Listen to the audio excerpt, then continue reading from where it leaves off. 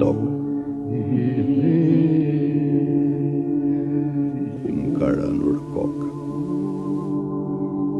Kam dashur më me apë, ku më nje, dhe guri thapë. Kam pasur shtëpi, ku kam njojtur Perëndin.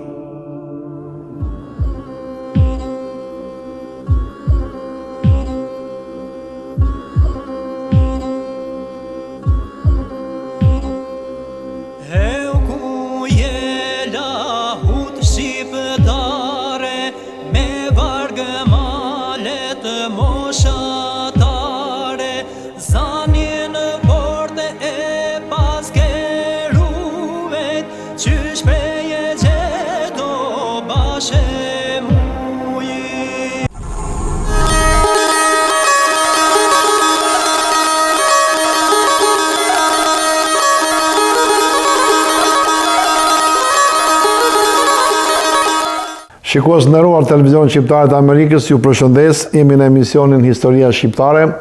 Të ftuarit në këtë emision janë shumë, pasi edhe historitë shqiptare janë shumëta, janë pafund, me shumë vlera, dhe sot do të flasim për një histori e cila është dhe krenari kombëtare. Është krenari kombëtare pasi ashtu është rritur ajo në komunitetin ton shqiptare, veçanërisht në zonën e Veriut, por ajo që ka vlerë shumë është e ftuara, pasi edhe pse është një aktualisht një jetë jo e kontrolluar, jo interesuar shumë, do të thosha shteti për ruajtjen e vlerave kulturore tradicionale shqiptare, pasi Ministria e Kulturës edhe institucionet e tjera që merren me këto fusha nuk janë në lartësinë e dur, për mos thënë hiç fare, du ta themi, nuk është mirë, por na vjen keq, kështu ndodh. Atëherë Zoti dërgon mesazhe dhe azhonon persona të veçantë, që është e ftuara që unë kam sot. Është një zonjë e mrekullueshme, është një zonjë për të cilën unë kam shumë respekt. E njoh prej shumë vitesh para, në distancë, kemi folur, kemi bashkëpunuar në telefon, por sot jam i privilegjuar ta kem në bisedë, dhe ju shikues të nderuar, do të ndiqni bisedën dhe do të kënaqeni nga informacionet, nga arritjet, sukseset, edhe pse unë e prezantova çështjen e institucioneve të shtetit jo fort në nivelin e dur, kanë arritur suksese. Pa zonja që unë kam ftuar punon jo vetëm vetë, por ka treguar të ditë punoj edhe në grup për çështjet e kulturës, të artit, transmetimit ton kulturore. Dhe kjo është Rita Shkurtaj. Është një zonjë nga Shkodra, është etnologe, është studiuse dhe mësuese historie. Po ashtu është dhe autore librash, është duke ndjekur doktoraturën, për të cilin unë para të vazhdoj me pyetje tjera, do ta pyes për degën, edhe për rëndësinë pse po e ndjek aktualisht se ka bërë më përpara. Por duke sjell historinë e zonjës në fjalë, mendoj se juve keni çfarë mësoni, dhe pse jo, të gjithë juve që keni veshje, që keni mjete të ndryshme të cilat tregojnë kulturën tonë shqiptare, është mirë që nëse nuk është e nevojshme ose nuk është e mundshme shtëpia juaj, mund t'i dorëzonin për muzeume që ato të kenë një ruajtje profesionale të përhershme. Gjatë bisedës do të them dhe fjalë tjera të mira për zonjën Rita, por po ja prezantoj, e kam këtu, edhe mirë se ka ardhur zonja Rita. Jam vërtet emocionuar, jam i privilegjuar që ju kam juve sot, do të thosha juve jeni një nismëtarja dhe flamurtarja e ruajtjes dhe përmirësimit të vlerave të xhubletës tonë shqiptare. Dhe për këtë ju keni patur një kontribut shumë të madh për pranimin e saj në UNESCO, edhe unë ju falenderoj edhe në emër të gjithë shqiptarëve që jetojnë në Shtetet e Bashkuara të Amerikës e kudo më gjerë. Fillimisht ju falenderoj shumë edhe për fjalët, për ftesën, ju përgëzoj për emisionin, për gjetjen, për titullin, për gjithçka tjetër. Ju uroj shumë suksese në mbarvajtjen e punës tuaj dhe vërtet njihem fort e vlerësuar që gjendem sot përballë teje.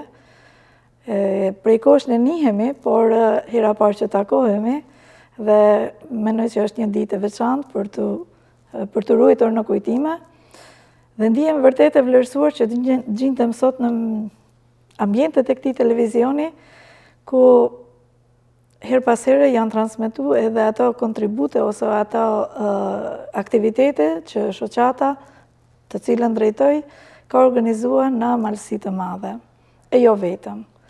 Zonja Shkurtër është edhe kryetare e shoqatës Xhubleta Alpeve Shqiptare, e cila ka shumë aktivitete, edhe ne vazhdimisht e kemi ndjekur këtë organizatë, kemi ndjekur aktivitetin e saj, kemi transmetuar pasi kemi pasur lidhje në shkëmbimin e videove të ndryshme dhe aktiviteteve. Çdo shqiptar do të thotë faleminderit, pasi juve krahas punëve, halleve tua familjare keni dhënë shpatullat kësaj pune, edhe keni punuar dhe punoni pa u ndalur me qëllim që jo vetëm Xhubletën të ruajmë ashtu siç e futet në UNESCO, por edhe për vlerat artistike, kulturore, trashëgimore të fushave të tjera, për të cilën do flasim sot. Cila është Rita Shkurtër?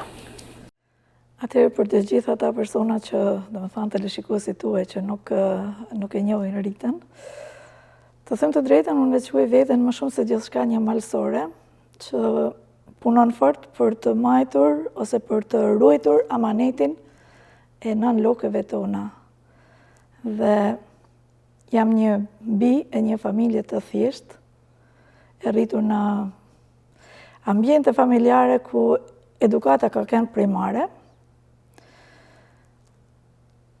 Kam lindur në Vukpalaj të Kastratit, Malësi e Madhe. Shkollimin fillor e kam mbaruar aty, pastaj shkollën e mesme në shkollën Det Xholuli në Kushet e Hotit.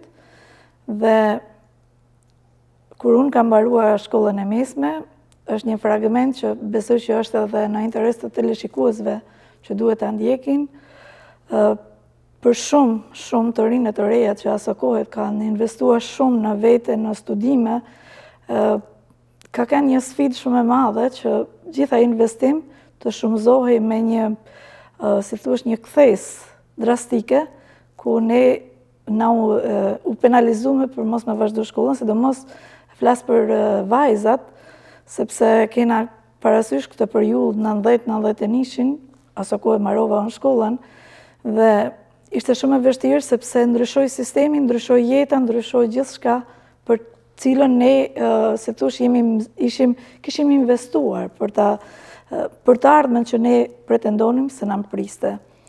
Sigurisht ajo kthes ishte për mirë për gjithçka tjetër, por për sa i përket shkollës, unë u penalizova, edhe pse në shkollë aso kohë i kanë se rezultatet ishin shumë të larta.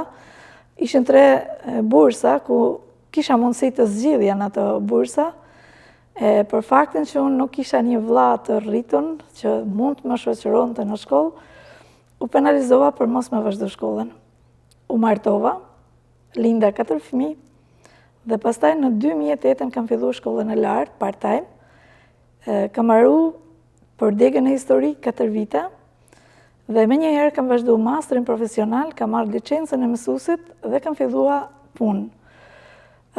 Puna ka qenë sfiduese, sepse për hir të vërtetë sistemi arsimor nuk është në parametrat e duhura, dhe kjo, si të thuash, meritokracia është shumë larg atyre shkallëve ku duhet me kenë. Megjithatë, unë kam vazhdu me sfidat e mia dhe kam marru shkollën, kam provu të jem punojse në tempujt e dijes, kam dhënë mësim në disa cikle, për disa kohë, dhe gjatë kësaj kohe doli në pa Xhubleta. Faktikisht ishte një indicje, sepse unë trashëgova Xhubletën e nanës time. Ndoshta fati, ose si është ajo shprehje, asgjë nuk ndodh pa një arsye. Xhubleta me kënë se motrat u larguan jashtë shtetit, u martuan dhe shkuan në fatin e vet, vllai ishte vazhdoi një rrugë tjetër, në rrugën e klerikëve, dhe mbeti që këtë Xhublet ta ruaja unë. ishte Gjubleta e Nanës, ishte pasuria vetme që na kishte lanë në kuptimin e atyre trashëgimisë botës materiale që na la nana. Dhe aty filloi ajo një dashuri pa kushte dhe një amanet që duhej vërtet të mbrojë. Ishte një petk që sa herë prekja, sikur me bante një thirrje. Shiko se kjo jo vetëm që duhet të ruhet, po duhet edhe të mbrohet nga ana, si thush, kulturë shpirtërore, sepse është një amanet, është një botë e tanë që marr shembull nanën time e ka derdh në të, e ka mishëruar gjithat atë botën e saj, e ka mishëruar në të, dhe ne kena si një pasuri ku në të mund të shohim një pjesë të asaj dashurisë që kena për nanën. Më thënë ishte si një botë e prekshme, edhe pse nana nuk jetonte. Gjatë kësaj kohe, edhe pse marrova studimet e larta, unë nuk i lash asnjëherë leximet dhe kisha shumë dëshirë të shkruaja, sidomos për disa fenomene të cilat për fatin e keq në shumë çka historia është shkruar gabim, është anashkalua dhe shpeshherë është censurua. Për çfarë bëhet fjalë konkretisht? Sidomos për pjesën e trashëgimisë kulturore, ku ishte edhe pjesë e saj ishte edhe Gjubleta. Gjatë kësaj kohe unë kam dhënë një kontribut, do me thënë diku rreth viteve 2016, kam për hir të këtij amaneti kam arritur të mbledh fotografi shumë të vjetra, të cilat ishin bërë në qendrën të Bajzës së Kastratit, në të dy kishat, kishën e qartut të Pietroshane, që ndoshta dikush prej teleshikuesve e ndjek dhe e imagjinon se ku është, dhe kisha e qendrës së Bajzës, kisha e vjetër e Bajzës,